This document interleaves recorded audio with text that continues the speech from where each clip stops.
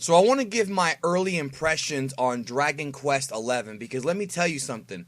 Dragon Quest combined with Spider-Man and coming very soon Kingdom Hearts and Red Dead, it's a good time to be a video game fan right now. We're getting a lot of really classic titles, and there's so many other ones that, are being in many ways forgotten about that I think are also classic titles coming out, but those are the four that kind of pop in my head. But Dragon Quest XI, let's talk about it. So first and foremost, should you buy Dragon Quest XI? Now, I know Spider-Man's out, and I'm going to be playing Spider-Man once I finish Dragon Quest XI, which might actually be not anytime soon because this is a very big game, but should you buy Dragon Quest XI? So I'm going to run down some of the criteria about whether or not you need to own this game. If you like JRPGs, you need to own this game. If you like Dragon Ball, you need to own this game. If you are a fan of Dragon Quest, why aren't you owning this game? You need to have this on your list very soon. If you like Chrono Trigger, specifically Chrono Trigger, you need to own this game because there's a lot of things from Chrono Trigger that have been carried over to this game. If you like anime video games, if you like cool monsters, if you like training, if you like customizing your characters, if you like huge epic storylines involving timelines and involving, secrets of the past and all that stuff that makes great fiction great, lore, that's the word, lore, you need to own this game. I have been a Dragon Quest fan hardcore since I was 4 years old. I played Dragon Warrior on the NES. It was my first RPG, and since then I've become kind of a JRPG aficionado. Most of the games that H.C. Bailey has played on his channel, I've also played. There's a few that I haven't, but I've played through so many RPGs in my life, and Dragon Quest was always a centerpiece. Final Fantasy, I love, especially the old ones. Obviously, I love Chrono Trigger. There's so many classics of the past. Secret of Evermore, Secret of Mana is kind of more of an action RPG, but also moving forward into the PlayStation era, we have so many classics there, like Legend of Dragoon. Love that game. Obviously, Breath of Fire. Dragon Quest has always been the measuring stick for me when it comes to RPGs. Now, when it comes to this game, I'm so happy seeing that so many people have been playing it, and I'm so happy that so many people have been loving it because it really deserves this much love. Dragon Quest XI is an achievement in modern video gaming because what they did with Dragon Quest XI that they haven't done in previous entries of the series is that they actually managed to take the new school way of doing video games, the modern kind of quest/mission-based methods that I guess GTA was the first real big mainstream game to kind of do that, where you kind of go to different parts of the world and you accept missions or quests, then you do them and then you get like a reward, and you can kind of do it non-linear, you know what I mean? A lot of the Batman games, a lot of games have done this. Red Dead Redemption, it's just, that's what games do, is they have the quest mode. Dragon Quest was never really like that. Dragon Quest has always been more of a linear kind of, not super linear, but still more of like a story that, had to kind of unfold. The first Dragon Quest game is really not linear at all. It's actually quite simple. The kingdom's been taken over. The Stones of Sunlight have been stolen from the Tantegel Castle by the Dragon Lord, and it's your job to save the princess and beat the Dragon Lord. And what I love about the first game is that you don't even have to rescue the princess. That's how non-linear it is. The princess is in a cave somewhere. You can skip that entire subplot if you know what you're doing and just finish the game without doing it. So Dragon Quest is kind of ahead of its time. But when it comes to the actual storyline of Dragon Quest games, they do seem to be a bit more linear. But there's always a part in the games, usually when you get the boat, where the storyline kind of takes a life of its own and you get to pick where you want to go. With Dragon Quest XI, they've added these little mini quests. Now, Dragon Quest always had things like this, but now they're actually quests where you actually complete them, and it has a ticker like on your thing, sort of like GTA and other games. And I like that they did that, even though it's very un-Dragon Quest-like. And I like that they've actually abolished the random battles, which at first I was kind of against because Final Fantasy did it first, but it actually makes sense in the modern era of RPGs to get rid of the random battles. Now the way it works is when you're on the overworld or in a dungeon, you actually see the monster and you can choose to not fight them. Now obviously there's consequences to this. If you avoid monsters, you don't grind, you don't level up, and you might get killed by a boss. Probably will get killed by a boss. Because, look, Dragon Quest games are very unforgiving. That's one thing I'll tell you about Dragon Quest games. This is not your daddy's RPG. You can't just pick this up like Final Fantasy and expect to do well in it. You know, in this game, you do have to be very well equipped and very well prepared when you do your dungeons and when you do your boss battles. You need to bring extra herbs. You need to bring extra equipment, grind a little bit, because otherwise you will die. Make sure you save, because you will die. The game is very ruthless. In the first Dragon Quest game ever on Nintendo, if you travel too far east or too far south, you're going to run into a scorpion or a dragon, or well, not really a dragon. Those are mostly in dungeons. A druid, a skeleton early in the game, and you're dead. You're finished. But in this game, it's not like that, but still, you want to be well equipped for certain. And actually, it is like that when you get the boat, because you can go anywhere. The thing about this game is you don't want to be spoiled. This Dragon Quest game is the most story-centric and story-rich Dragon Quest game in the history of the franchise. And I played all of them. Dragon Quest VIII was an achievement in gaming. Modern masterpiece, did things that no other game had done before graphically, changed the system completely, and that had a great storyline. The Cursed King storyline was great.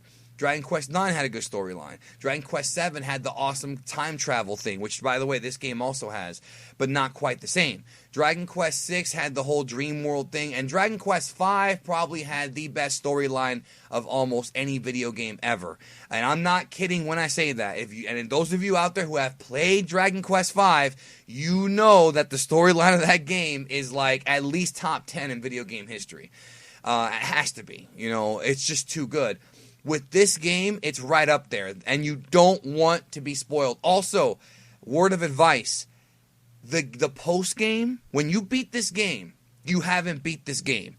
The post-game for Dragon Quest XI is not like other games where the post-game is like, oh, let's catch Mewtwo, or, oh, let's do this. Oh, that'll be cool. Like, you know, a couple extra things here and there. Maybe fight a big monster and you're done. No, that's not what happens in this post-game. This is completely different from any other Dragon Quest game. Or any other game, really. Any other game. In the other Dragon Quest games that have post-game stuff, when you beat the game, you can challenge a big monster, a new dungeon, a really difficult challenge, and you beat them and you move on. You know, you beat the game, you beat the monster, you're done. That's not how it works here. The post-game of Dragon Quest XI is basically a sequel to Dragon Quest XI within its own game. There's story elements in Dragon Quest XI that are resolved when you beat the game, and then when you do the post-game, they're completely unraveled. It's literally like a sequel within the game itself.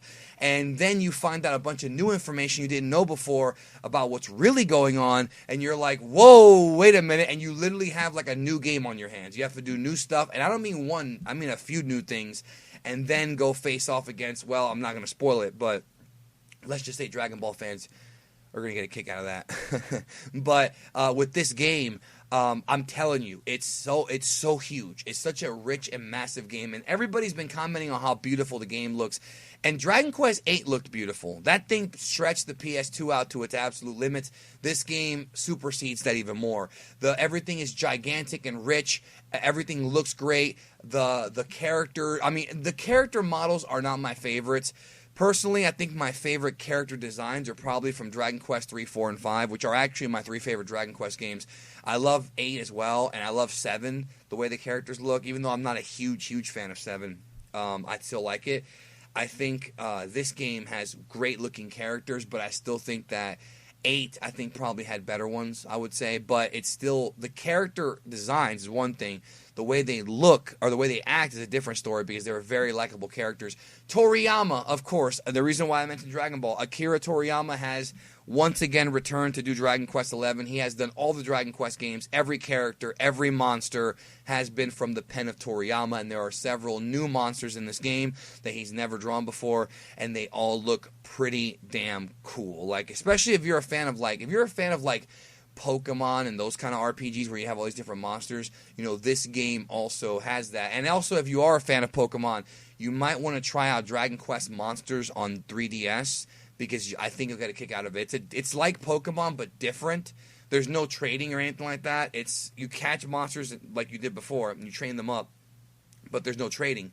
But it's a good... If you like monster catching, Dragon Quest Monsters is like right there with Pokemon. So anyways, about Dragon Quest 11, the one thing about this game, the reason why I compare it to Chrono Trigger, is that the one thing that has been a criticism of Dragon Quest from the beginning is the combat system being way too old school. Dragon Quest has a very old school combat system. 11, however, has made things a lot better, and I'll explain why here in a minute. But in the Dragon Quest games of the past, you have very basic combat. You have your physical attacks, you've got your magic, all that kind of stuff that every RPG has. Dragon Quest games have always tried to change the combat system by adding different elements, like tension, for example, is one. Also, when you're near death, certain things happen. And also the party customization, which this game does not really have.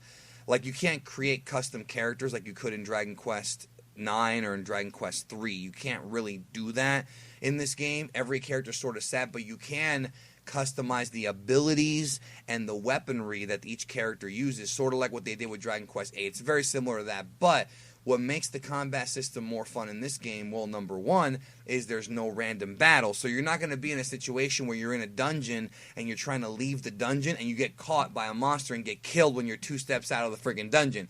That's not going to happen here, at least not until later in the game, when by then you should have figured out that you got to be ready, right? That's not going to happen with this game, and I like that. Again, I was very against getting rid of random battles, but I think it works for this game because there are still monsters everywhere. There are still places to train. It's just that now you have an option of fighting. And really, if you're going to run away from a battle anyways, why not just avoid the battle entirely? So whoever made that call at Square Enix, kudos to you. And by the way, it's pronounced Square Enix, not Square Enix. I don't really know where the Enix part came from, but it is Enix because on all the promos in Japan, they refer to it as Enix. Enix. That's how they say it. So it's Enix. But anyways, that's a side thing. So in this game, they have introduced, or reintroduced from Chrono Trigger, the double team and triple team moves. Now, I loved Chrono Trigger. I love the double and triple team moves.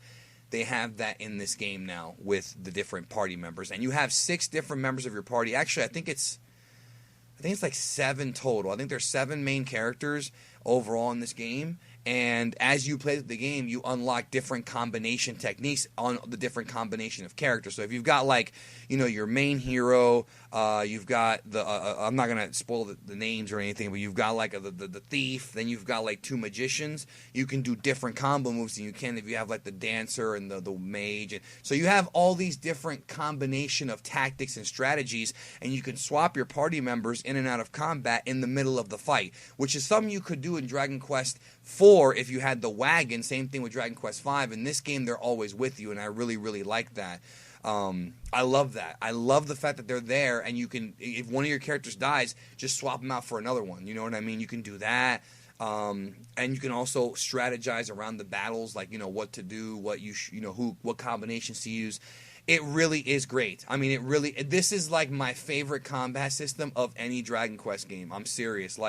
They have done things in this game, and I'm a huge mark for Dragon Quest 3, 4, and 5.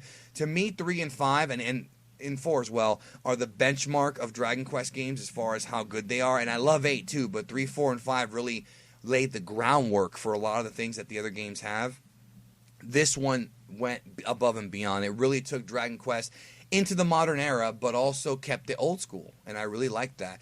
Plus, it still feels very old school. It's got that kind of medieval times kind of thing. I know Final Fantasy games have kind of adopted the more tech noir, post-apocalyptic future type of thing, like with Final Fantasy, 6, 7, and 8, industrial stuff.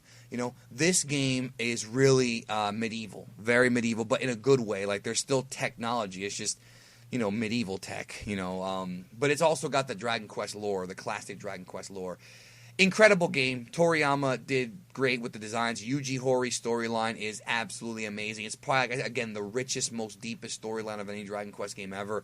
And again, I love 5. 5's probably still the best as far as personal story goes when it comes to the main character, because 5 hits you right in the heart. This one does too, don't get me wrong, but overall, this one just has so much more story. There's so much more going on here.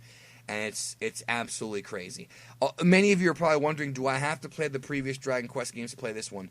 No, but playing them will give you a better understanding of the references in this game. For example, Koichi Sugiwara's music is absolutely incredible in every Dragon Quest game. He is one of the greatest composers of all time when it comes to video games.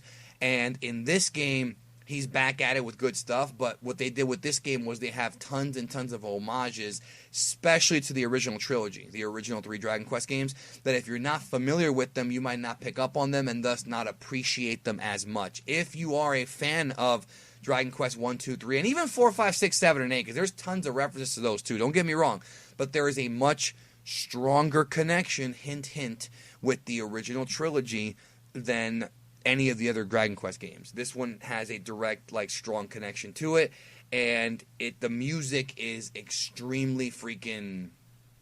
It's extremely, I guess, nostalgic, I guess the right word is. It really takes you back to, the old games, and you'll appreciate it more if you played them. So, and not just that, but there's also, little more homages here and there of different things. So overall, I know a lot of folks are enjoying Spider-Man, and I'm going to get it too because I know it's awesome. I know it is. When you get done with Spider-Man, or if you haven't got either one, either one is great. I mean, I'm not going to say anything bad about Spider-Man because it's awesome, but get this game. I'm telling you, if you like RPGs, get this game. If you want a game that's going to give you a storyline that will satisfy you for years, I'm telling you, this storyline, I cannot believe that Yuji Horii, who's been doing games since the mid-'80s, and who's an older guy now, is still cranking out storylines this good. I can't believe it. The guy has outdone himself. He really, really has. And, yeah, I cannot say how amazing this game is. It really is. And I've been pushing Dragon Quest for years about it being the best RPG series ever. And really, after this, it's close. It has to be a lock. I mean, it has to be. And there's a lot of great ones, too. I mean, we talked about Final Fantasy, obviously Persona. This has to be, if it's not a lock, it has to be in the top 3. You just can't. I just refuse to believe otherwise.